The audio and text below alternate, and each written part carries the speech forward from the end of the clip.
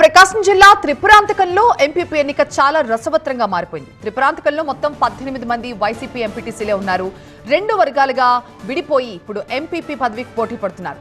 అయితే అల్లలు జరగకుండా త్రిపురాంతకంలో పోలీస్ కవాత్ కూడా ఏర్పాటు చేశారు. గతంలో ఇక్కడ ఎన్నికల్లో మొదటి 2.5 ఏళ్లు కోట్ల సుబ్బారెడ్డి ఎంపీపీ పదవి చేపట్టారు.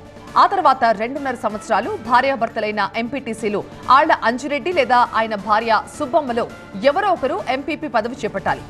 ఒప్పందంలో భాగంగా 2.5 సంవత్సరాల తర్వాత సుబ్బారెడ్డి ఎంపీపీ పదవికి రాజీనామా చేశారు. అయితే ఎంపీపీ పదవి రేసులో ఆళ్ల సుబ్బమ్మ, చల్లా జ్యోతిరెడ్డి ఉన్నారు. టీడీపీ ఇన్ఛార్జ్ ఎరిక్షన్ బాబు అండతో తన వర్గాన్ని బలోపేతం చేసుకున్నారు చల్లా జ్యోతి. అధికార పార్టీ అండదండలున్న చల్లా జ్యోతియే ఎంపీపీ అయ్యే అవకాశాలున్నట్టుగా తెలుస్తోంది.